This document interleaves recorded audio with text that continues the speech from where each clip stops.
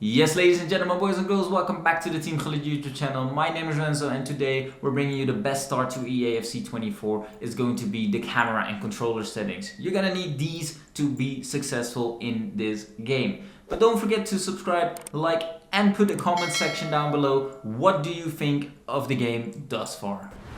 So these will be one of the best controller settings, I bet you, in EAFC.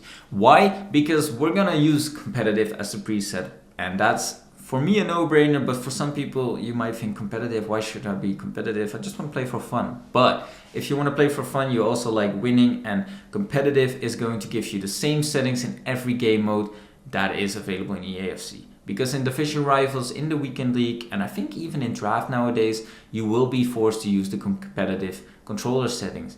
And these will have a bit of an adjustment in order to the dribbling of the players, that they don't dribble automatically as insane as they could. You have to do it manually. It's just stuff like that. And make sure that you also have timed finishing on, because timing your shot screen is going to help you scoring more goals in EAFC. We'll have tutorials on that coming up soon. Anyways, most of the settings are a bit similar to what we've shown previously. You want to have, for example, your analog sprint turned off because it's no racing game. We just want to hold R2 and sprint to maximum speed as fast as we can. And a lot of the control settings speak for themselves. Just look at them, copy them, and don't think too much about it. But there's one, which is called the right stick switching sensitivity. And this one I'm going to explain because it's a new controller setting feature that we haven't seen before. The right stick switching sensitivity, if you turn it lower, the game will be more forgiving to your input. So what does that mean? If you're flicking the right stick to the bottom left, you'll probably end up getting the player that's just towards the left if the sensitivity is low. What is low?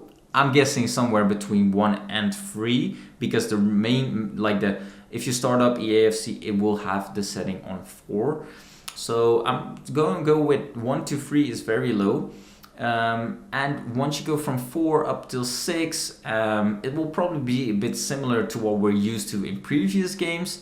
But if you go from 7 to 10, the sensitivity will be that much higher that you're really going to get the player that you're aiming at pretty much with your right stick. So if you're flicking the right stick to the top right, you will get the player that's on the top right and not the player that's might be just next to you. It is something skillful. I'm not sure what to recommend. If you're feeling like you're very good with the sticks, I'd recommend a strong sensitivity. But for just getting used to this, I start slowly, keep it on 4 and see if you can build up, well, maybe upwards or even downwards depending on your results. So we also have some new camera settings and I'm going to cover them really quick. You have the telebroadcast, the co-op, all the good stuff that we're used to. But we also have 2 new ones, tactical and legacy. I'm not sure about those, but let's start off with the ones that we do know that work. The best camera settings are co-op for sure. Why is that? Because as you can see, when playing co-op camera settings, the only crucial part is the hide and zoom that you use. You can literally just install co-op and telebroadcast and don't touch them and you'll be fine. Because with co-op, as you can see here in the gameplay, you'll be able to see the entire pitch, which benefits possession-based playstyle, but also playing down the wings, because you can constantly see where the space is for passing opportunities. What makes the co-op setting a bit harder is that you don't see the dribbling as spot on as you might do with other camera angles. So dribbling, skill moves, they might be a bit tricky sometimes to perform, but then again, it does complement your passing play. So this is something that I really recommend for people that like to play tiki-taka, bit of possession as well, but not too many skill moves. And then again, looking at telebroadcast here, for example, this is something in between. And again, with the hide and zoom, you can play around with. One of the most common settings for both co-op and telebroadcast is the hide on 20 and the zoom on 0. But also the hide on 17 and the zoom on 3. Those settings can be applied to both the co-op and telebroadcast. And those are very popular amongst pro players, amongst competitive players, amongst any player really. But like I said, the benefit of the telebroadcast is more that you have a general overview of the pitch. You don't see everything, but it's good enough. You can see most, well, let's say 60% of the pitch almost, especially the part that you need to focus on. And it gives you a bit more insight where the space really lies in the close quarter gameplay. So with skill moves, with left stick dribbling. Then again, we're looking at these new camera angles and I was a bit excited. I was like, okay, let's see what we have here. EA Sports Game Cam, quickly showing you this here.